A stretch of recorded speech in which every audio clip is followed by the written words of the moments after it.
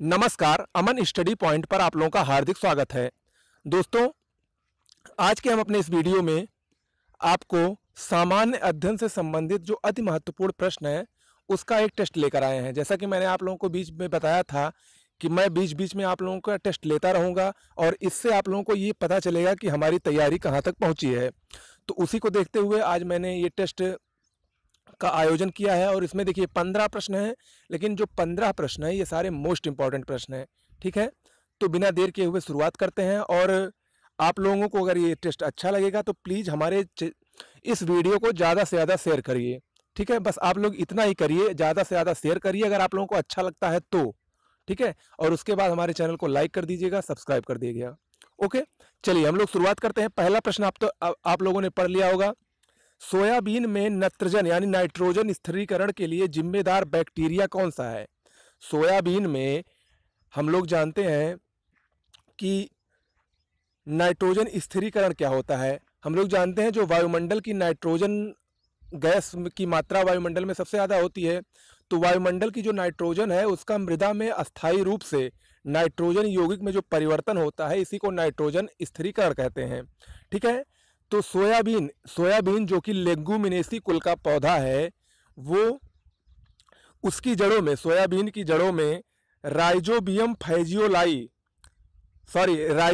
Japonicum, option इसमें B सही होगा, राइजोबियम जैपोनिकम नामक एक बैक्टीरिया पाया जाता है जो कि नाइट्रोजन स्थिरीकरण के लिए जिम्मेदार होता है। तो यानी इसमें ऑप्शन बी सही होगा।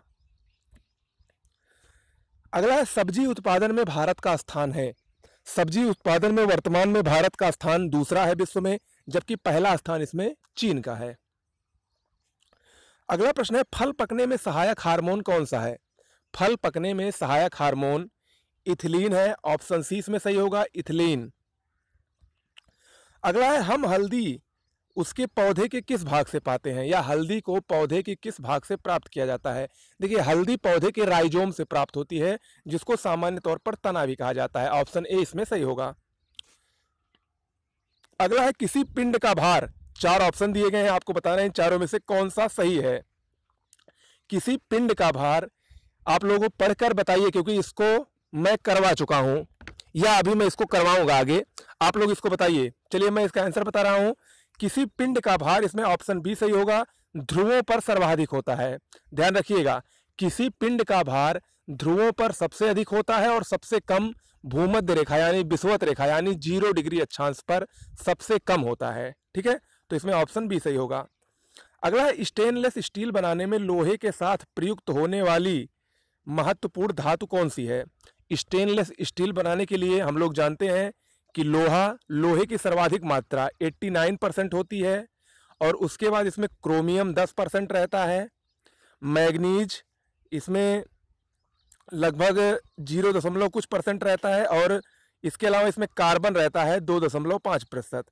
ठीक है, तो यानी सबसे ज़्यादा स्टेनलेस स्टील बनाने में महत्वपूर्ण जो धातु है वो है लोहा, और उसके बाद क्रोमियम, यानी इसमें ऑप्शन सी सही होगा, क्योंकि इसमें देखिए कार्बन भी लिखा है लेकिन कार्बन की मात्रा क्रोमियम से कम है स्टेनलेस स्टील बनाने में, तो यानी इसमें ऑप्शन क्या सही होगा, सी क्रोमियम।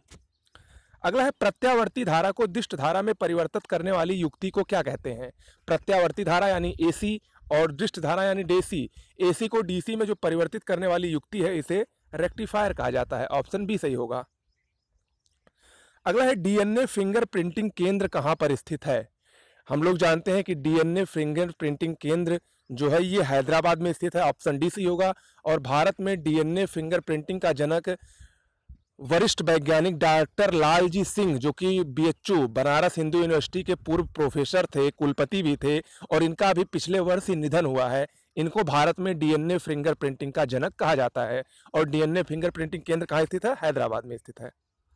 अगला है प्रतिदीप्त नली में सर्वाधिक सामान्यतः प्रयोग होने वाली वस्तु कौन सी है? प्रतिदीप्त नली, या जिसको हम लोग कहते हैं ये जो ट्यूबलाइट्स होती हैं, इसमें सबसे ज्यादा प्रयोग में पारावाष्प और आर्गन ली जाती हैं, ऑप्शन सी इसमें सही होगा। अगला है नियंत्रक एवं लेखा परीक्षक की नियुक्ति राष्ट्रपति द्वारा होती है, उसे अपने पद से हटाया जाता है। 4 ऑप्शन पढ़िए, बताइए, क्योंकि मैं पॉलिटी करवा चुका हूं।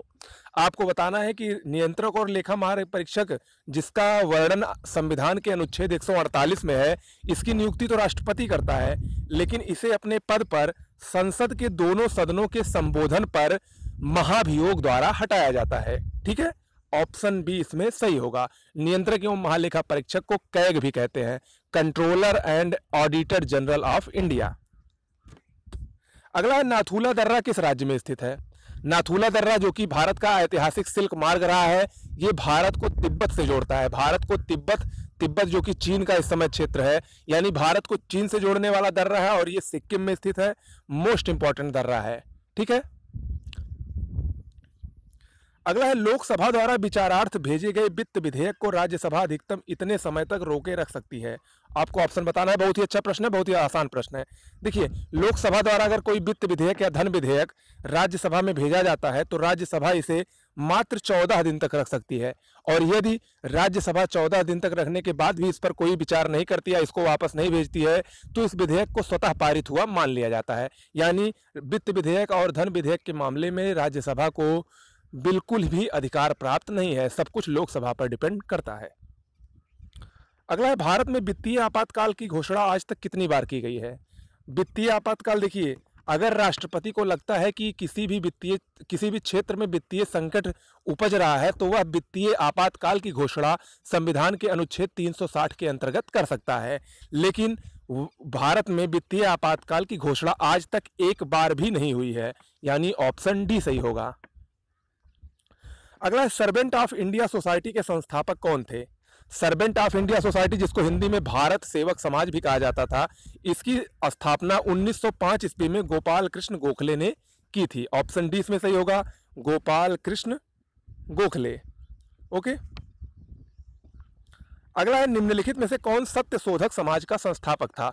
सत्य शोधक समाज की स्थापना 1873 ईस्वी में ज्योतिबा फुले ने की थी और इसका उद्देश्य था कमजोर वर्गों को सामाजिक न्याय दिलाना। ठीक है, तो दोस्तों ये हो गए हमारे आज के कुछ महत्वपूर्ण प्रश्न, और उम्मीद करता हूं कि हर बार की तरह, मेरे हर वीडियो की तरह आपको ये वीडियो भी अच्छा लगा होगा। अच्छा लगा हो तो हमारे चैनल को शेयर, लाइक, सब्सक्राइब कर दीजिए। धन्यवाद।